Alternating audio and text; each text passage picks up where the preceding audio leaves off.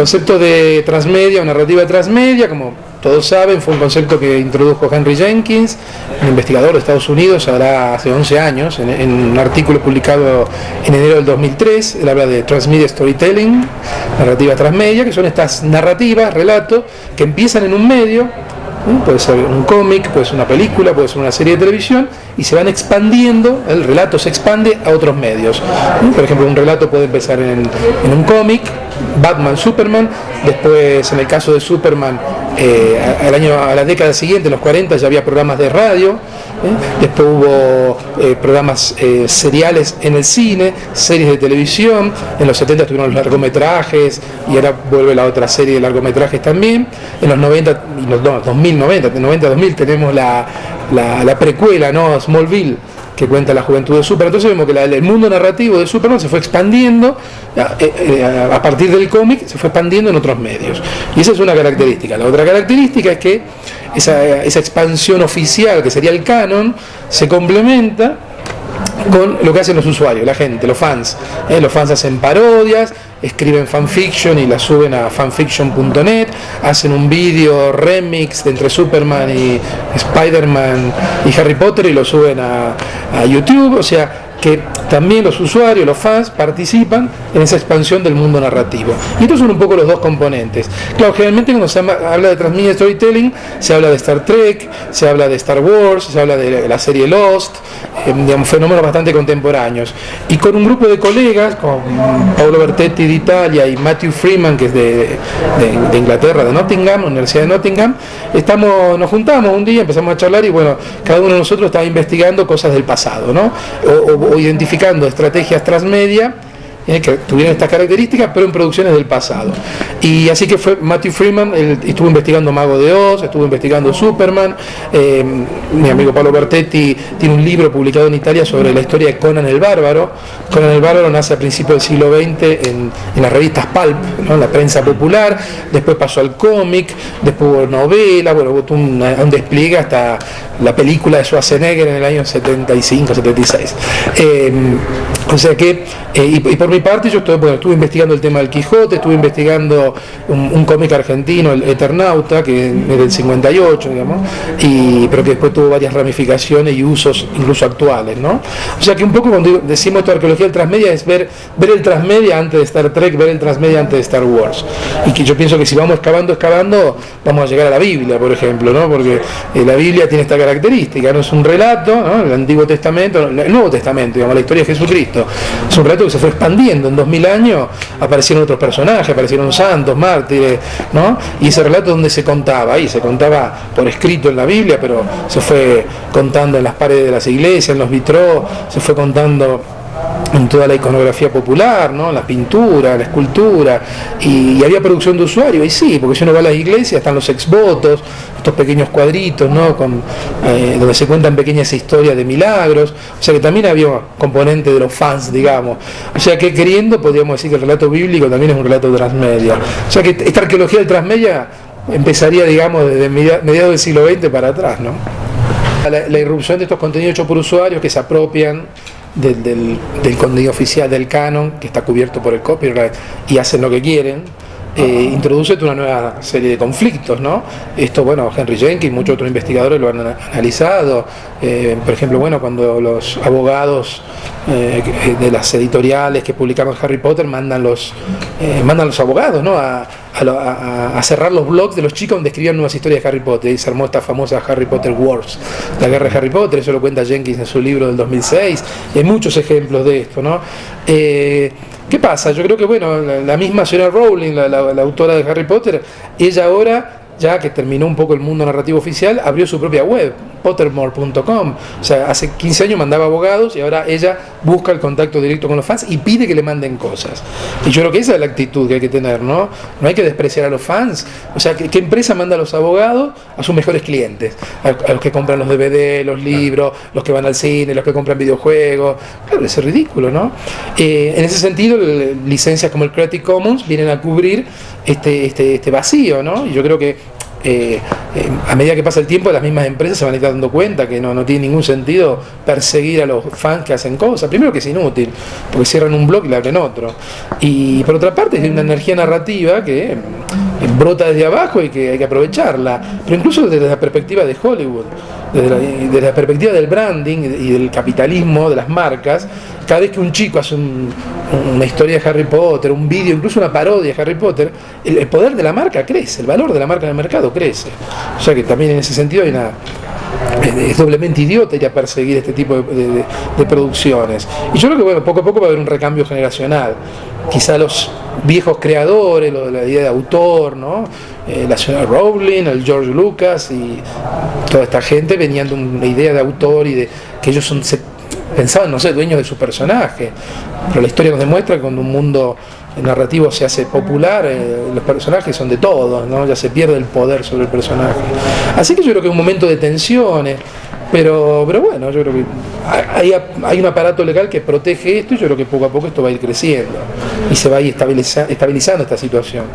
A ver, primero, ¿qué entendemos por cultura popular, ¿no? Porque si en Estados Unidos popular culture es cultura de masas, sí. y acá culturas populares sabemos que es otras cosas. Es más, cuando Barbero hace toda su teoría de las mediaciones,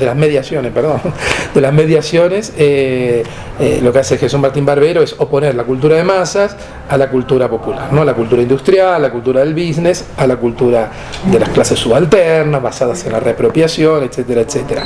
O sea que boom de culturas populares, o por lo menos hubo siempre, si los investigadores la descubrimos en los años 80 otra cuestión, pero siempre hubo este tipo de producción, llamémosla más alternativa, folclórica, digamos, fue cambiando la denominación. Si vemos esta cultura de los fans, de la ciencia ficción, en los años 30 se hacen las primeras convenciones de ciencia ficción. Esto de disfrazarse, ir a una convención, a un congreso de ciencia ficción, no lo inventaron los Trekkies, no lo inventaron los seguidores de Star Wars. Esto se inventó en los años 30 en la ciencia ficción, por lo menos en Estados Unidos. Hay fotos en blanco y negro de gente disfrazada de robot en los años 30, iban a las reuniones, ¿no? O sea que esto ya estaba presente ahí, se va reciclando, va adoptando nuevas formas y desde el mundo de la investigación se lo conceptualiza de manera diferente. Lo que sí tenemos ahora, la gran diferencia es que al haber redes sociales y medios digitales, es que esto aflora mucho más. Porque antes se juntaban 3 o 4 frikis de Star Trek y hacían una revista fotocopiada, un fanzine, en los años 70. Claro, ahora, ¿qué hacen? Arman un portal, cualquier evento que hagan inmediatamente puede tener repercusión a escala planetaria. Digamos que estas comunidades de fans ahora se han vuelto globales. Los seguidores de Lost, los Losties, eran una comunidad global. Y los seguidores de Star Trek y los seguidores de Juego de Tronos forman una comunidad planetaria, global, y eso realmente es nuevo, ¿no? Yo he estado leyendo mucho McLuhan. En el año 2009 estuve 3 meses en Toronto trabajando con Bob Logan, que era un discípulo de él, y realmente McLuhan es muy interesante, digamos. Sabemos la historia de McLuhan, que era muy popular en los años 60 y sus colegas lo odiaban.